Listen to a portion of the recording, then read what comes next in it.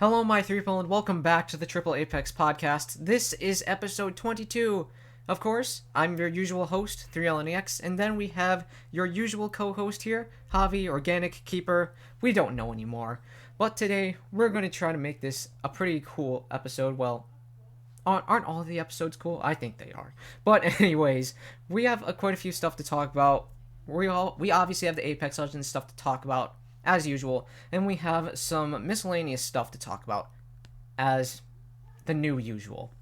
But first, we're going to be getting into the Apex Legends stuff, which is as usual, and we actually are going to be discussing something that's been happening among the pro scene, with some of the pro players leaving the Apex Legends competitive scene for Halo Infinite.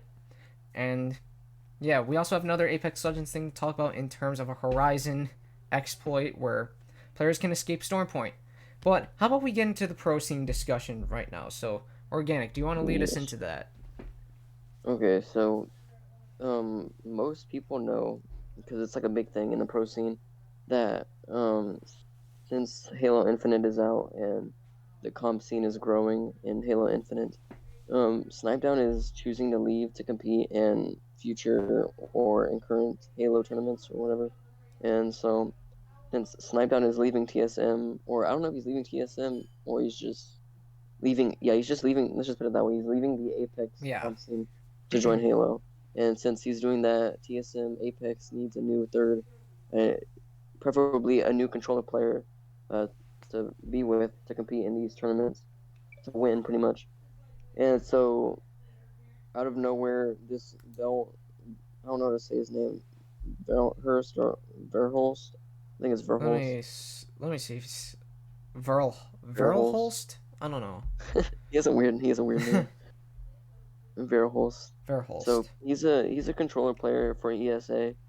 Um, he's like I don't know, one of the top teams I think at the moment in arena. I forgot what it was, like arena tournament, whatever. Uh, and he was like I think he was up higher than TSM in terms of points. Um, Ooh. so pretty much TSM Imperial Hell and they got him to join their thing, and they've been playing together. They've been playing a couple matches, like I think scrims or tournament matches, and they've been playing ranked with each other. And so out of nowhere, he was like, "Wow, dot dot dot." Um, and I actually got these from whatever the dude's called. I got some of these screenshots from the video that I was watching, which was like a rundown because I needed to watch because I did not understand what was going on because it was very confusing. It does seem a And little confusing looking yeah, at these messages and stuff. yeah. So pretty much what's happening, what I learned is that TSM and the whole pro scene, all the pros have this inside joke or inside thing, and they're pretty much trying to do a publicity stunt by faking out Verholst and faking out Reps and Sweet, saying that Reps is gonna leave for Sweet to join, and Verholst has got kicked out of TSM, even though he was just in it for a couple days, and it's pretty much just bait. Um, Hmm. and it's very weird bait. I don't know if they're trying to make it confusing on purpose to where nobody understands what's going on, or they're trying to make it some way, like trying to make it seem one way, but they're really bad at it, and it just comes across weird. But yeah, that's pretty much what's happening. They're trying to make drama to hype up Verholst joining. Yeah. That's what I think is happening, pretty much. Their goal is It's to confusing. confuse us, then yeah, it seems like they're doing it as of now. Yep. So, is it Verholst like actually going to be a part of TSM, or is like I don't even know anymore. I'm This guessing is he is. just crazy. I'm assuming he is because, why would they drop somebody who's like in a team that's higher than TSM at the moment? But of course he took the TSM offer. I doubt he got kicked out um because he doesn't care. Because he doesn't what? Because he just cares about winning. You know what I mean? Like, Oh yeah. my bad. I got like cut out. Oof. Um, but but TSM just wants to win. So I doubt they would just drop him. I doubt, you know what I mean? Like I doubt they would just drop Yeah. him for no reason. And I doubt they drop him after only like a couple of days of having him on the team. That's just Exactly. really weird. It's very extra. So Yeah. I'm sure they're keeping him. They're just trying to make it, cause drama or cause hype, but in a very weird way. Yeah, I would say that's Yeah. probably not the best way to go about hype, in my opinion. Just announcing that Mhm. he's a part of the team is enough to bring hype. Like, you don't need to, like, say, oh, he's in the team, and then say, oh, he had a bad Thanksgiving. He's no longer a part of the team. Like, just stick to saying, Yeah, yeah, oh, he's in the team. Like, this is really cool. yeah. So in Someone, one of the screenshots, yeah, the one I'm talking about, where Imperial Hell is pretty much talking in a different language, yeah, and PvP says, "Sorry to announce, but Vera Hulse is no longer joining TSM. Please welcome Noct as our new third." So pretty much that was just PvP trolling, and this other guy below him said, "Idiot! It did not say that. It said." Sorry to announce, but Verhulst is no longer joining TSM because his Thanksgiving was whack. Please welcome Noct as our new third. But what it actually said was, "Hello everyone. I hope you all have a good Thanksgiving. I'll be back to the tournament tomorrow. I'll see you then." That's what happened. That's what he said. Um, and then oh yeah, other stuff was pretty much a bunch of oh, people know it's bait. Like I know it's bait. It seems like bait. Um, so and another thing is that like reps and people think that reps and Sweet from NRG are going to get swapped out, which obviously isn't going to happen because how are you going to have two yeah. IGLs? And because reps, like I don't know where he's going to go, and I doubt somebody else is going to take over IGL and NRG because Sweet is already good where he's at. Yeah. Um, yeah, and people were saying like TSM reps was saying one door closes, another one opens up for me, and then another thing, what was it? Oh, I must have not added it, but reps and Sweet were saying like contracts are being signed. They're like sending this gift that were saying contracts are being signed. So people were thinking that they're swapping. Um, Interesting. yeah, people were thinking like Sweet is gonna get signed up to TSM even though he's already a part of Energy.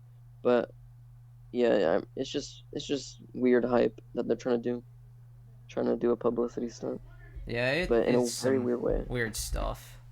Honestly, pro Super scene's weird. wilding right now. Like, I Exactly. think we mentioned it before, there were people cheating in competitive, and now there's Yep. people trolling in competitive. Not in the actual game, but trolling on social None media. imagines. Yeah. Trying to Yeah. make us think, like, who's on which team now. Like, I don't usually pay attention to the pro scene, but this is interesting, to say the least. Pretty funny, pretty confusing. I don't know if I have any solid thoughts on it. But, yeah. And of course, again, Snipedown has left TSM for Halo. We have already said this. And he's basically going back to his roots now from what we see because he was originally a Halo player before Apex. So, yeah. I guess it would kind of be Yeah. expected that he'd return to Halo at some point, especially for like the new game and how it just released. I thought it was kind of. I wasn't expecting it, because I thought Snipedown moved on from Halo. So I thought he kind of wrapped up his Halo career and started his Apex career, and he was going to continue. I But I mean, guess not. Halo Infinite is looking pretty cool. Yeah, it's I popping. would It's say, popping right now. yeah, It's doing good. So it makes sense from a financial or business standpoint. and it has become a pretty big. Well, I don't know if it's like necessarily a bigger competitor yet, but it is surely a big competitor against Apex Legends right now. I And I was, mean, yeah. The Halo franchise is bigger than the Titanfall franchise. So it yeah, it makes sense why there would be bigger cups, like bigger prizes to play. And Snipedown's already insane on Halo. Obviously, he's a legend. So mm-hmm, uh, it would make sense why he would go back on a financial standpoint. But face value, I thought it was kind of weird yeah, because he kind of just left. You know what I mean? He just dipped. yeah. Kind of like kind of Alright, like see you Albert Lilly. later. He dipped kind of like Albert Lilly when he left TSM, but under different circumstances. Yeah, Aberlele, I think, was just because of like internal issues with the team, but then Yeah. with Snipedown, it was more like Halo released and he's connecting back to his roots. Yeah, both of them just dipped. So that's what I'm getting out of it. They're like, alright, I'm They out. just left to go get milk, and then never came back. Yeah. Mac has been like I don't know how to explain. I feel like Mac kind of fell off. Do you ever Uh, get those vibes from? I don't really know. I'm not subscribed to his YouTube channel and I haven't really like seen much stuff from him in a while. So I don't really know. Yeah, like I like Mac. He's a really good player. Like he's an insane player. Have you seen that one clip of him talking about him leaving, and then Snipe Down left? He was talking about like it was actually a reconnaissance mission that Hal sent him out to go play with all these other teams to get information on how they play, and he said that he'll just wipe out TSM early game so nobody knows what TSM is doing. Like they don't I know do. their strategy because they're dead. I don't think I've seen that clip before. It seems a little It's pretty funny. funny. It's pretty funny. He's just trolling, but yeah, I don't know. I feel like wasted potential because I really liked Mac. I really liked the roster, the old roster in TSM, like the original roster. Because of Mac, I got into TSM Yeah. because of him because I liked his personality a lot. But I don't know. It's just he's just doing his own thing now. He's a really good player. I like watching him. Yeah. Once again, I'm not really too into the pro scene, but Mac is really good at the game. He's So is cracked. Snipe Like Town. Like he everyone yeah in for TSM's just really good and are like the yeah top pro players in the players in game. general are just pro players in general. Oh my God, I can't express to you how much pro players are good at what they do. Like pro players, like pros and professionals in basketball, like football, they're insane. Especially basketball players and pro players because you like reach a level to where you're like one of the best, or you're it's like a gap. It's like the skill gap. Like there's like a wall in between casuals and pro players. You know what I mean? Yeah. It's just insane. Like pro players are insanely better than casual players. It's insane, and it's the same for like for pro basketball players and pro whatever. They're just insanely better than Because they're all casual like football players. dedicated to what they do. Like the casual Yeah, they're like people are just like they do their whole there life. to have a good time, and then like the Yeah, it's their pros, job. yeah, Yeah, their like pro players, job. it's their job. It's insane. Well, I think it's interesting. And like only certain people, after you grind, after a certain amount of time, you put it in the hours, you become something. You become a legend, pretty much, which is awesome. Yeah, Very interesting to me. I like pro players. I've been yeah. getting a lot of I've been getting a lot of basketball uh recommended on my YouTube feed and stuff like that. I And I've just been actually like enjoying just came basketball. across an article through my Google feed, and I was actually thinking about probably bringing this up, but LeBron James got fined $15,000 for an obscene gesture celebration at one of the What? previous games. Yeah, there. Oh, is it like a celebration thing that he Yeah, it did? was like a celebration gesture, I'm guessing. Which I What did he think I do? actually Do you took know a what he look at did? it. He was, Oh, there's a lot of gestures like celebrations that are banned in the NBA because hmm. they're considered inappropriate. Yeah, I don't So I mean remember that if would make anything was sense. specified, but yeah, that was interesting, to say the least. And sheesh, $15,000. Well, it probably won't be a big deal since he's probably got a whole lot of money.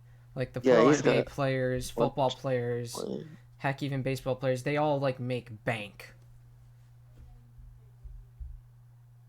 for. For real, for real, for real. Is there anything else are we going to talk about in terms of like the Halo Infinite and the Apex Legends pro scene, or do you think we should move on to the next upcoming topic? So I think we pretty much got everything down on Um, that. I think that's everything in the pro scene of Apex, and I don't really know if anything big is happening in Halo because I don't really pay attention that much to Halo. All I know is that it's doing good. Snipedowns is over there now, Yep. so yeah, that's pretty much it.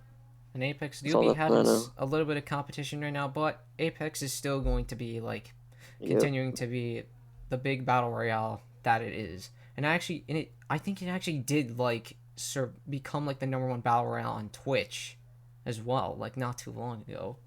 or some time ago, like passed a whole lot of games in terms of viewership. I don't remember if it passed Fortnite or not, but I don't know. That was pretty crazy. But obviously, there's going to be a lot more new Yeah. content coming down the road this season. There's possibly going to be a total of 3 events. As we've mentioned the Space Pirates event, there's going to be a Gridiron lore event that seems to be for Bangalore, and then we have a folklore event. Oh, So, my service is trash. Oh my god. damn. Oh, the internet. Oh, there's like a storm over here. I think. I mean, I don't. It's just raining. The internet just got cut out, so I'm on my garbage service. I barely have any service over here. I Oh, might cut out damn. a lot. Alright. So, no big deal. But yeah, I think that's all we have to talk about in terms of like the Apex Legends comp scene and some stuff with Halo. And now we're going to start getting into our articles. And of course, the first thing we have is the exploit with Horizon that I mentioned earlier. So this is a Dexerto article, and the title of it is Apex Legends exploit allows Horizon players to escape Stormpoint. Apex Legends players love testing the limits of each new map, and Stormpoint is no exception. As a result, the gravity cannons have been subject to all kinds of experiments, but this Horizon-specific exploit has the community buzzing. So what are we thinking about this so far? I'm positive I know what this exploit is. What are you thinking? Yeah, I know what it is too. All I think right. it's pretty funny. It's like the care package thing, right? Where you Or go the old crazy. supply bin glitch? Yep. Yeah. Well, let's get into this article now for the people that may not have heard about it. From wrapping up Octane's ability to soar over people's heads to giving Loba's tactical ability even more strength, the gravity cannons on Stormpoint have become a key piece of the Season 11 experience. These movement enhancers have provided a lot of utility for all of the game's legends, but few have benefited from them quite as explicitly as Horizon. On top of all the other tricks that these lifts hold the key to, a new discovery involving the gravity manipulator's passive has players testing out what the out of bounds marker really means for someone that can zoom right past it. Apex Legends players escape Stormpoint.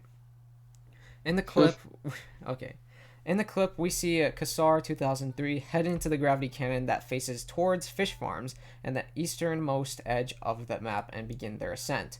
Just before landing, they harness the power of Horizon's tactical to activate a slide and ensure that no momentum is lost when they hit the ground. The extra juice from the cannon gives them enough time to clear the far end out of bounds marker and ensure they successfully escape the map. Okay, there's also the clip for it as of now. I will be sure to link the article in the description so you guys can watch for yourself. While Oh my god. While a player hiding out there would still be susceptible to taking damage from the ring, the broken boundary would certainly keep them safe from any enemies attempting to hunt them through the launcher. One commenter compared Horizon's ability to break free from the restrictive bonds of Stormpoint to Neo's journey in the Matrix. Horizon is beginning to believe. Bruh. Another user added that the out-of-bounds line seemed too ominous to test before this. I seriously thought that you'd fall into the water and die, so I always avoided it. I Interesting. know, right? Water's scary. Possibly. The biggest problem with using this trick is that there's no safe way back into the map, so anyone who takes this ride outside of the barrier is punching a one-way ticket to the main menu. And that's all of the article. I remember seeing one of Gaming Merchant's clips where he actually did like that big launch trick on a death box. I don't remember seeing it with the gravity cannon. But yeah, that's pretty crazy. Seems pretty fun as well. I don't know if I'll ever do the exploit, but that stuff seems fun, honestly. I think I know how to do it. I think it does it does involve Horizon's tactical, obviously, and then she has to bump into the box or whatever in order to launch. Yeah, then don't you have to like jump on it or something? I think so. Once it stops moving. Yeah. I'd probably have to rewatch the Gaming Merchant video to see how exactly you'd be able to do it. But yeah. Pretty nostalgic thing for anyone who played in Season 0 with that supply bin glitch. That was funny. For real. And crazy. Pretty funny. Punching the supply bin to build up the energy so you can just be sent flying. Like, that just sounds I wonder where the amazing. physics come in for that. I don't really know. I'm guessing there was some code had something to do with punching, like amping the energy up of the supply bin. I have no idea. Maybe it has something to do with the supply bin, an idle position of the supply bin being opened, and the punching, like making it move. I have no idea. I'm not good at understanding code or any of that. But yeah, it is interesting, funny, and maybe go try it out for yourself sometime. But yeah, I think that's all we have for the Horizon exploit, and I think that's all we have for our Apex Legends stuff as of now. Unless we have more, but we do have some few articles that one of them kind of took me by surprise. I don't know if this is really saying Yeah. what it is, and yeah, let's get into the first article. Let's start off with the crazy one first, shall we? And this article by the Jerusalem Post is large The asteroid world is stronger ending. than nuke heading towards Earth late December. What are we thinking about this so far? Scary. Well, let's actually see if this is going to be as scary as we think. 2018 AH is estimated to be around 190 meters long, similar to the Tunguska asteroid, I think that's how you pronounce it, meaning it would be far more powerful than a nuclear bomb. A large asteroid the size of the Washington Monument is heading for Earth in late December that, if it impacts, would cause devastation far greater than an atomic bomb, according to NASA's asteroid tracker. Known as 2018 AH, this asteroid is estimated to be about 190 meters wide and is set to pass by the Earth on December 27th. That's literally a month away. The asteroid is unlikely to hit the planet, however, expected to pass by at a distance of more than 4.5 million kilometers. For comparison, the distance between the Earth and the Moon is around 384,000 kilometers, about a twelfth of that. But 2018 AH has come by Earth before and at a much closer distance. So this thing has flew by our Earth before, is what is being inferred. Okay. All I did, like, I literally just read the title of the post. And I was like, "Are you kidding me? The world's gonna end on December." Like, the only thing that I got from the article from the title is that there's an asteroid that's gonna hit the Earth really hard, and the world's gonna end. That's all I got from the article, from the title. Well, it just seems like it's going to pass by. Alright, let's continue. Like, Yeah, because if that thing hits, we're going to the end up world's like the gonna end. dinosaurs. That won't be good. Anyway, back in 2018, it flew past the planet at a distance of 758,000 kilometers, 3/4 of the distance from the Earth to the Moon. I had no idea about that. Well, I don't know if I would remember it exactly, but that was like 3 years ago. It had gone unnoticed due to its dimness. Oh, it went unnoticed. That's why I never heard about it. And scientists Oh, therefore didn't see it coming. Wait, but how did we know that it passed by though if we didn't see it? wait, how do we know what's coming right now then? Huh? Well, I don't know. This thing is just like Invisible. an invisible Invisible asteroid. asteroid. Ugh. Could have been just like some darkness from the universe, just kind of like overshadowing it. Mhm. But who knows? Or could Alright, it? Or makes it sense. probably wouldn't have been like facing the direction of the sun, because the sun is like the light from the sun is what gives the moon It like said have like that light side. So it maybe said it like was dimness, so it must have been like the shadow from something covering it. I don't know, probably. something like that. Cause you know, like when there's a lunar eclipse, the shadow from the Earth is covering the moon, so you can't see it at all. Yeah, So that could happen. possibly. Since that time, no asteroid of such size has come so close to the Earth, and none are expected until 2028, when the massive, nearly kilometer-long 153814 2001 WN5 will arrive. But it won't hit the planet either, being expected to pass at a distance of around 249,000 kilometers, even closer than 2018 AH did. But what would happen if an asteroid the size of 2018 AH struck the Earth? I'll answer that for you. We're all dead. Or Like when you read this, like you were like, "Hey, we got a big article." I was like, "Yeah, the world's gonna end. Like we're all dead." Yeah, that yep, seems pretty big to me. Like, that is, yeah, yes, it is big. Ordinarily, you're it like, can be difficult to accurately guess, as size often varies, but in this case, astronomers happen to have a very good idea of exactly how destructive it would be, because something like this happened before. Yes, to the dinosaurs. The last time a large asteroid struck the planet was in 2018 in Russia, when a 17-meter asteroid exploded in the atmosphere. Wasn't that a meteor? I remember there was like a meteor that like landed in Russia before, but I don't remember if it was an asteroid, unless if I'm mistaken for two separate things. But yeah.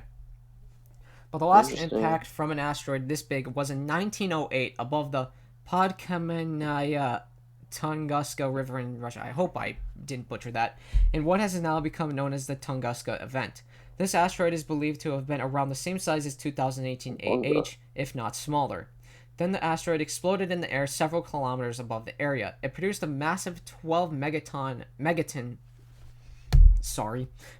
explosion, causing widespread destruction for thousands of kilometers. Laughing when talking about the world possibly ending. This is interesting. That would make it about 800 times more powerful than Little Boy. Was Little Boy an asteroid? No, it's a nuke. Oh. Well, the approximately 15 kiloton atomic bomb detonated during World War II over Hiroshima, and 600 times more than Fat Man, the 20 kiloton one detonated over Nagasaki 3 days later. Oh yeah, obviously. Rest in peace. Rest in peace. Yes. According to Encyclopedia... Yeah. According to Encyclopedia Britannica, a U.S. government report at the time stated that Hiroshima suffered 1,035,000 casualties, or more than half of its population, and Nagasaki, 64,000, a third of its population. The death toll from the Tunguska event was extremely low, however, with only around 3 people thought to have been killed in it due to how remote and sparsely populated the region was, but the damage was still evident. With about 80 million trees completely flattened, winds of around 27 kilometers, a second bursting around, and a loud noise heard far and wide. Tremors and air waves were felt as far away as even Washington and Indonesia. Sheesh. The eyewitness accounts that do exist recounted the terrifying explosion, strong winds, tremors, and incredibly loud noises. The sky split in two, and fire appeared high and wide over the forest, recounted a man who was about 65 kilometers south of the explosion. Okay, these are a lot of quotes that come from people who knew about this happening. The split in the sky grew larger, and the entire northern side was covered with fire, he said. At that moment, I became so hot that I couldn't bear it, as if my shirt was on fire. From the northern side where the fire was came strong heat. I wanted to tear off my shirt and throw it down, but then the sky closed, and a strong thump sounded, and I was thrown a few meters. I lost my senses for a moment, but then my wife ran out and led me to the house. After that, such noise came as if rocks were falling or cannons were firing. The earth shook, and when I was on the ground, I pressed my head down, fearing rocks would smash it, he said. When the sky opened up, hot wind raced between the houses like from cannons, which left traces in the ground like pathways, and it damaged some crops. Later, we saw that many windows were shattered, and in the barn, a part of the iron lock snapped. Damn. The Tunguska event is the largest in recorded history, though larger prehistoric ones happened, aka the dinosaurs, and is one of the largest explosions ever recorded, far more powerful than many nuclear bombs. If 2018 AH hit, it could cause something similar. According to NASA, any asteroid 140 meters in diameter or larger could have a potentially catastrophic impact if it crashed into Earth. The destructive nature of asteroids, even small ones, is something well known to experts, with space agencies around the world monitoring for potential catastrophic impacts, as well as researching potential means of stopping them. One method for possibly stopping the impact of an asteroid is through the use of deflection, which would mean launching something to slightly alter its path. The most prominent of these efforts is the Double Asteroid Redirection Test, DART, mission, currently underway, the result of efforts by NASA and the Applied Physics Laboratory. In layman's terms, it means punching an asteroid with a rocket with enough speed to change its direction by a fraction of a percent. Why can't we just shoot it with like a bunch of missiles and destroy it? Because there'll be shrapnel. Oh yeah, shockwave. The DART mission is humanity's first real attempt at testing a defense against an asteroid impact, and was launched towards the Didymos binary asteroid system. And that's all of the article. That was surely a lot to take in about the possibility of the world ending. Although it doesn't seem like it will actually end, but it is very alarming to know that a massive asteroid is going to zoom right past our planet. Is that scary? Because one day If you there think about could it, be something else that wipes us out. All right, what were you if saying? you think about it, what if it actually is heading our direction, and they're just trying to cover it up so that the public doesn't panic? Well, that would be absolutely insane. And if that is the case, then we're all gonna end up unexpectedly getting killed by this thing, which is not good. We already had like a rough time in 2020. This would end up topping that, or topping any bad event that Yeah, happened in 2020. we'd all be dead. Like any bad history or anything that happened bad in history, this would be worse than that because we'd all die. Duh. Like what? And especially how this is something that possibly, I don't know if it could fully be prevented, but there was the chance it could be prevented if that's actually going to be the case, because we, of course, would have had to plan out like an evacuation just to get off the damn planet. I Like, hope. but the problem is, like, we would have needed like multiple spaceships or rockets ready to take multiple people off the planet in order to go somewhere. That's probably people probably wouldn't want to put in that work, which is why if your conspiracy is right, then yeah, sometimes human life isn't valued in this world, and that would suck to see everybody just go unexpected because of this asteroid that people were like, oh, it's just gonna miss us by like a few meters, no big deal. But then sooner or later, it brushes A up few against like the meters. big cities and gone. That is like crazy to think about. Have you seen Have you seen Eternals, the new Marvel movie?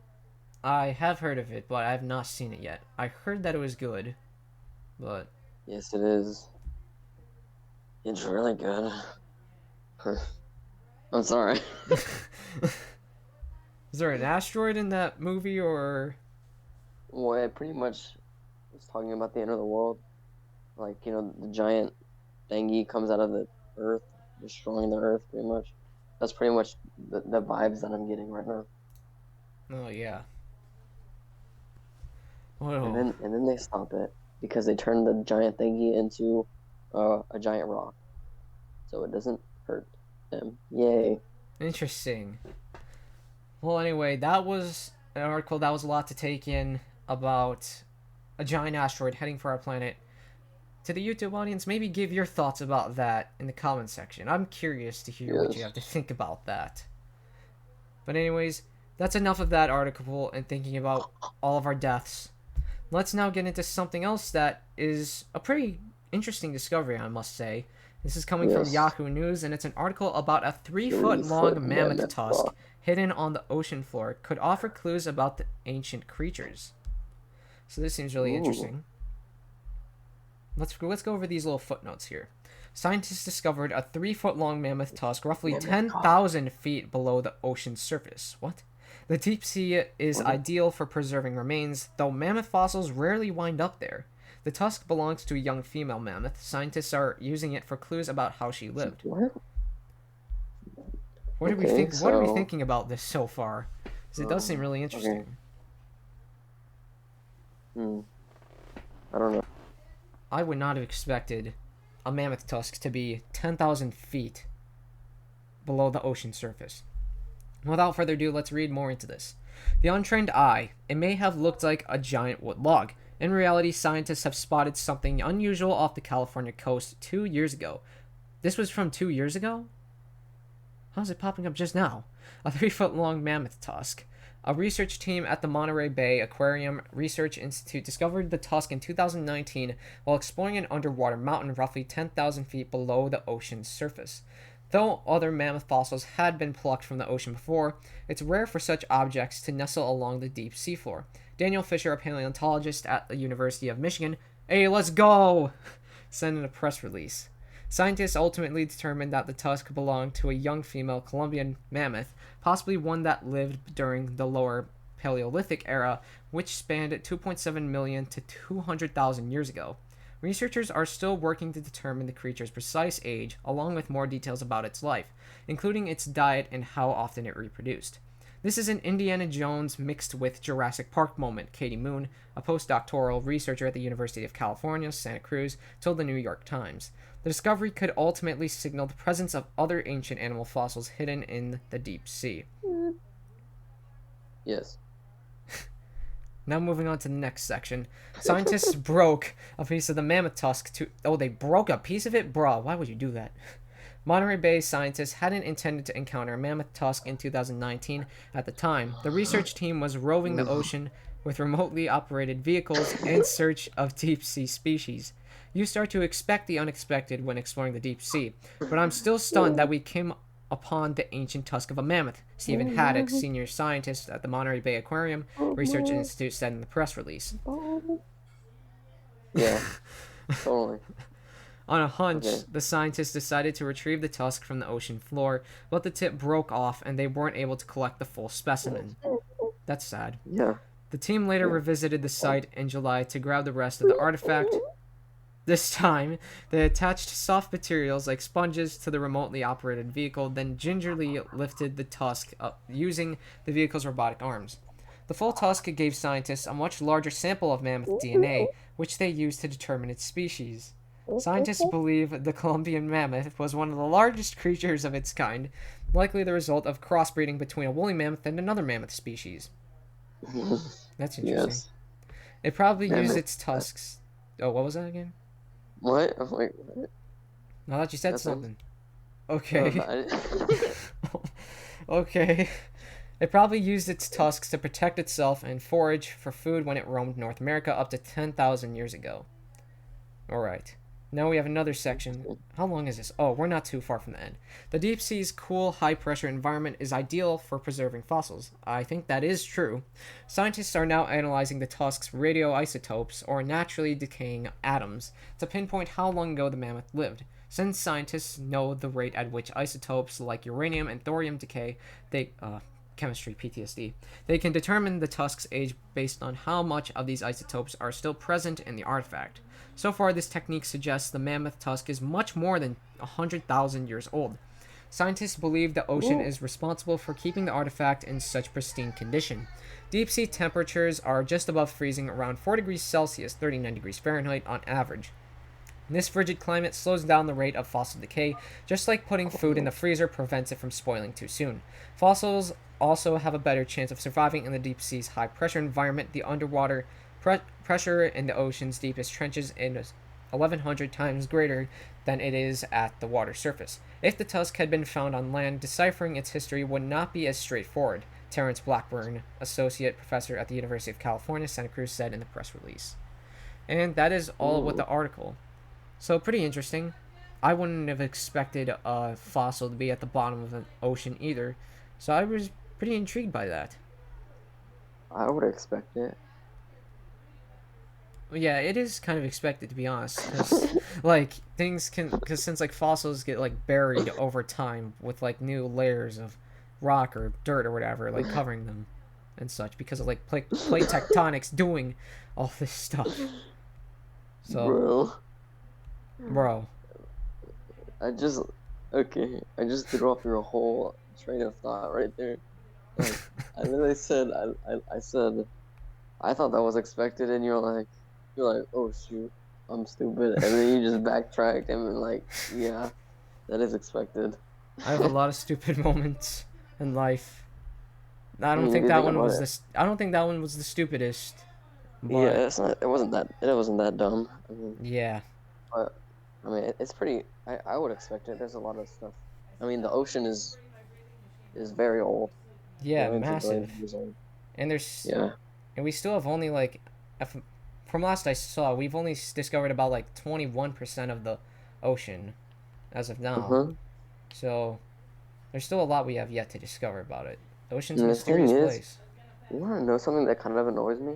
People say that we know more about space than we do our own planet, like in the ocean, but like that is so untrue. Like, we may know things like the fundamentals of space, but we do not know what's in space. And that's the same for our Earth. Like, we may know the fundamentals of our planet, but we do know a lot more about our planet in the surface and the ocean than we do space. which I Because think is we kind of still have annoying. yet to have like concrete evidence of like actual like living life forms that live in other galaxies. Like we may know of like Yeah, I other mean, planets that might be just like our planet that are out there in other galaxies and other suns, of course. But yeah, and like we may know of a planet that like rains some sort of metal that rains like metal shards. I think I've heard of it a while ago. that's But pretty cool. yeah, but it's not a place you'd want to live on because you'd probably Yeah, be dead. obviously. But yeah, we do know a lot about What's the many different planet? types of planets, but we Isn't still it don't like know. Wait, um what? isn't it like Saturn or Jupiter or Neptune? I think it's Neptune. Where they or it's Uranus or I don't know. But where it rains diamonds. There's a lot of I planets like think that was the one I was talking about. If I am oh, it's right. that one because I mean Yeah. there's a difference between metal shards and diamonds. I think because like there's a lot of other planets that are very man, space is incredible. I love space because there's so much possibilities.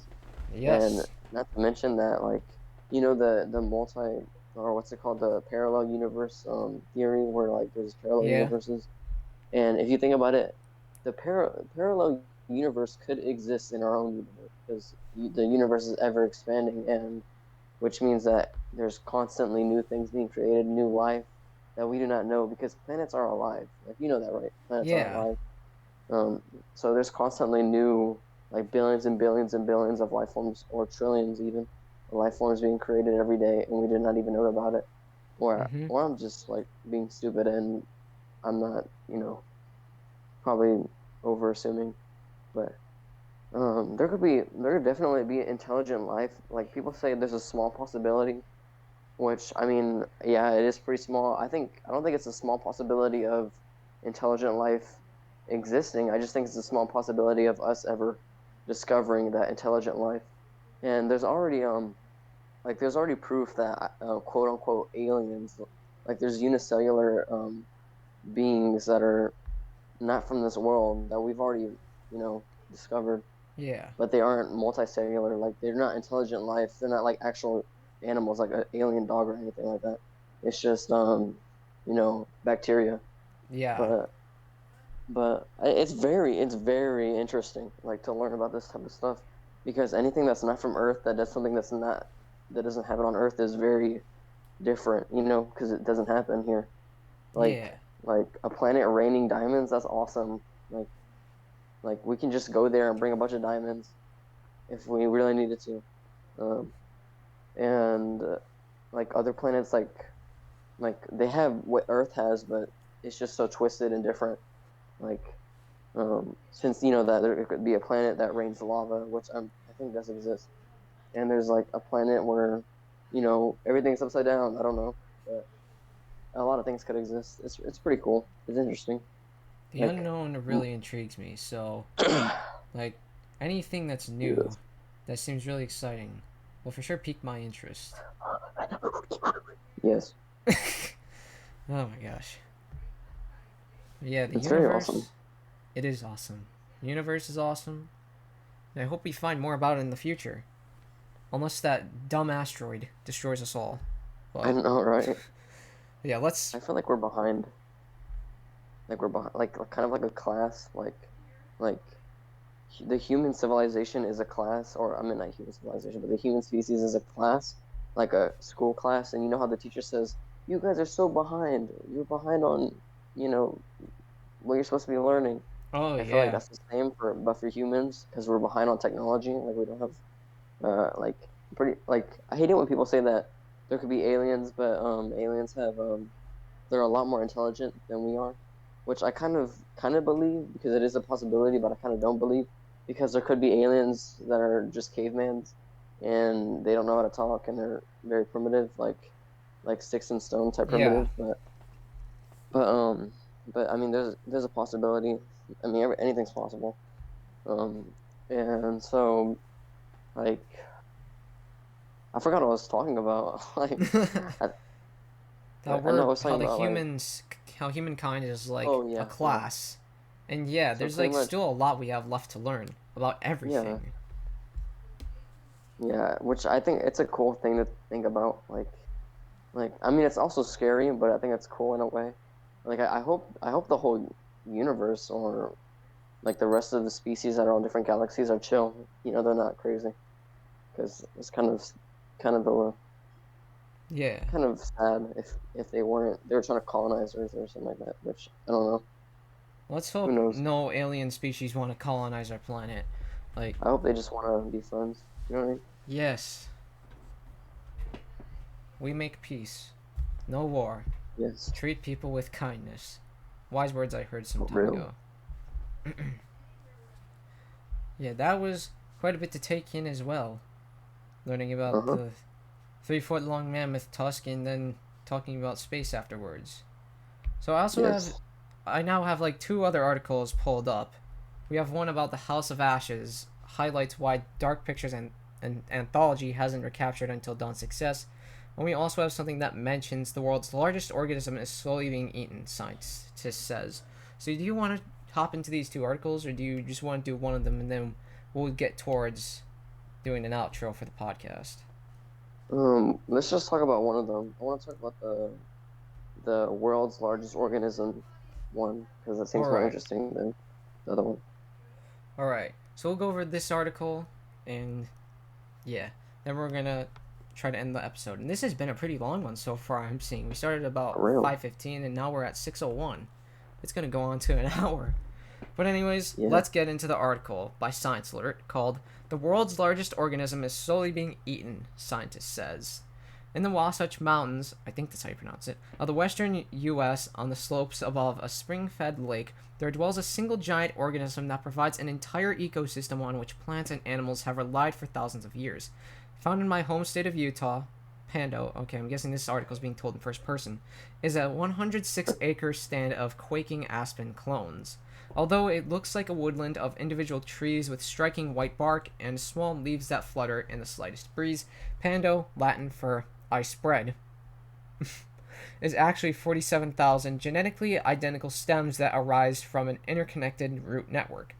This single genetic individual weighs around 6,000 metric tons. By mass, it is the largest single organism on Earth. That seems pretty interesting. What are we thinking so far? Uh, I I have I have ADHD and I zoned out. Damn. Uh, like what? Okay, so wait, so is it like natural causes or is it human stuff? Um, I think it's natural, from what I've All right. read. Well, it says a spring-fed lake. Giant organism, giant ecosystem. It's thousands. It says, and animals have relied for thousands of years. So I'm guessing it's been there. Which is All interesting. right. Aspen trees do tend to form clonal stands elsewhere, but what makes Pando Mhm. interesting is its enormous size. Most clonal Mhm. aspen stands in North America are much smaller, with those in western U.S. averaging just 3 acres. Pando has been around for thousands of years, potentially up to 14,000 years, despite most stems only living for about 130 years. Its longevity and remoteness means a whole ecosystem of 68 plant species, and many animals have evolved and been supported under its shade. This entire ecosystem relies on the aspen remaining healthy and upright. But although Pando is protected by the U.S. National Forest Service and is not in danger of being cut down, it is in danger of disappearing due to several other factors. Deer are eating the youngest trees. Overgrazing by deer and elk is one of the biggest worries. Wolves and cougars once kept their numbers in check, but herds are now much larger because of the loss of these predators. Deer and elk also tend to congregate in Pando as the protection of the woodland receives means they are not in danger of being hunted there. As older trees die or fall down, light reaches the woodland floor, which stimulates new clonal stems to start growing. But when these animals eat the tops off newly forming stems, they die. What this means in large portions of Pando, there is little new growth. That's sad. The exception is one area that was fenced off a few decades ago to remove dying trees. This fenced off area has excluded elk and deer and has been successful regeneration of new clonal stems, with dense growth referred to as the bamboo garden. Diseases and climate change. Well, I can see how this will be a problem for pretty much every ecosystem with global warming and stuff. Yes, sir. Older stems in Pando are also being affected by at least 3 diseases: sooty bark canker, leaf spot, and conch fungal disease. Alright. While plant diseases have developed and thrived in aspen stands for millennia, it is unknown what the long-term effect on the ecosystem may be, given that there is a lack of new growth and an ever-growing list of other pressures on the colonial giant. The fastest growing threat is that of climate change. Of course, Pando arose after the last ice age had passed and has dealt with a largely stable climate ever since. To be sure, it inhabits an alpine region surrounded by desert, meaning it is no stranger to warm temperatures or drought. But climate change threatens the size and lifespan of the tree, as well as the whole ecosystem it hosts. Although no scientific studies have focused specifically on Pando, aspen stands have been struggling with climate change related pressures such as reduced water supply and warmer weather earlier in the year, making it harder for trees to form new leaves, which have led to declines in coverage. With more competition for ever dwindling water resources, the nearby fish lake is just out of reach of the tree's root system. Temperatures expected to continue soaring to record highs in summer, and the threat of more intense wildfires. Pando will certainly struggle to adjust to these fast-changing conditions while maintaining its size. This is a lot to talk about. Are you good? Let me see what's going on in the live chat real quick. No, nothing's happening in this. Bruh. Nothing's even happening. I'm just laughing.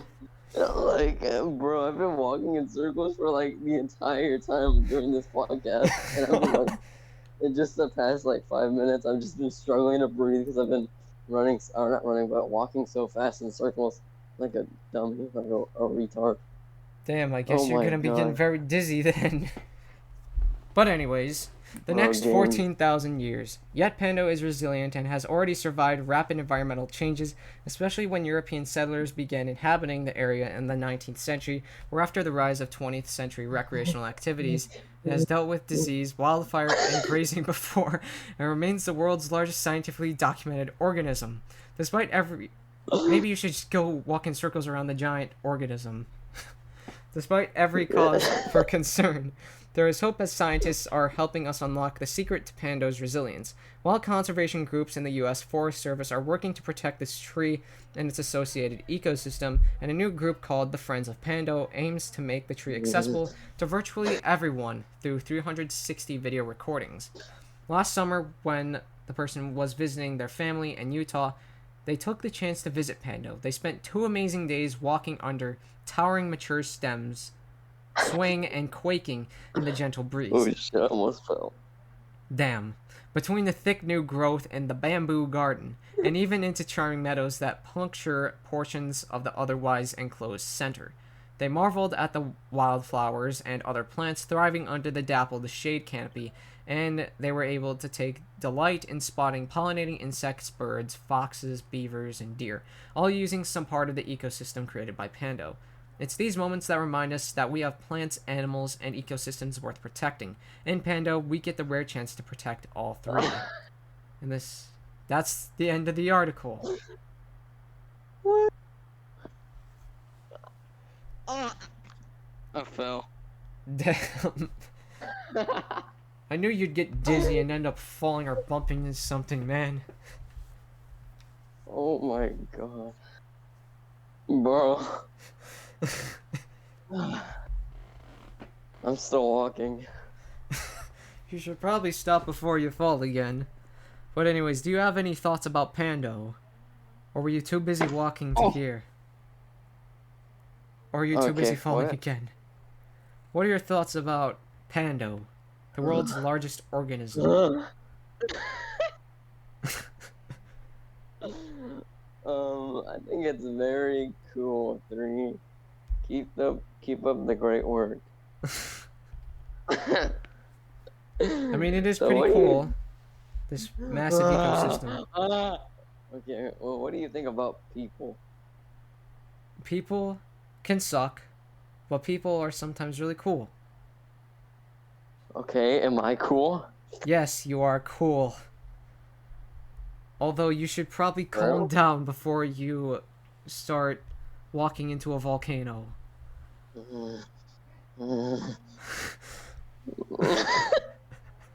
Bro, we need a 3rd person on the podcast, seriously.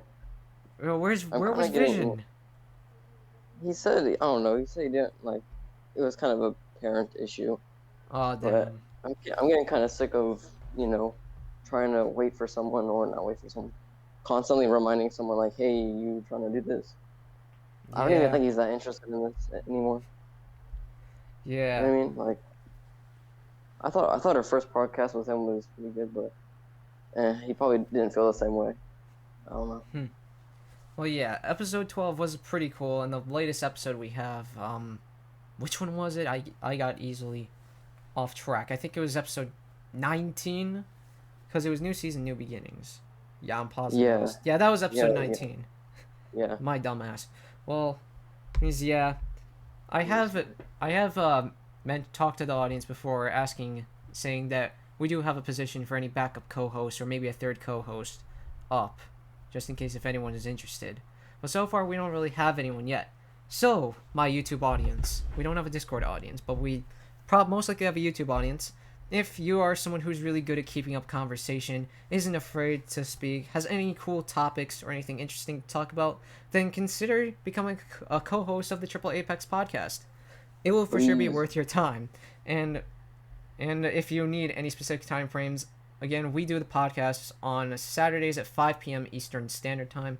So if you have time that day and you're interested in talking about Apex Legends, other miscellaneous stuff, or have some of your own stuff you want to bring to the table, then come on and join the Triple Apex Podcast and become a co-host. And also, I'm still on the lookout for any special guests, so if you're someone who's like an aspiring content creator or something like that, inspiring author, aspiring musician, any sort of thing, then get in touch with me or Keeper, and we'll try to get you on the podcast at some point as well. Like, that'll be really cool, too. And I've still really wanted a special guest for the longest time. And of course, we also need an audience, because we haven't had like an audience here on Discord for like the past few weeks, and we could really use some interaction with some people. So once again, if you're free on 5 p.m. Eastern Standard Time on Saturdays, then come on in and join in on the podcast. It'll be fun, and it will be nice to get some people's thoughts on a bunch of different stuff. And yeah, we've talked quite a bit in this episode, and a lot more than what I initially expected. Like, it's almost going on an hour we have been recording this episode for, and this was absolutely insane. So to recap what we did, we first talked about the pro scene of Apex Legends and how there's a little bit of confusion going on with like people leaving, joining, or whatever. Snipedown's leave to Halo, whatever. We also went over this Apex Legends exploit that allows Horizon players to just fly across the map. We talked about an asteroid heading towards Earth, which is either a hit or miss, quite literally.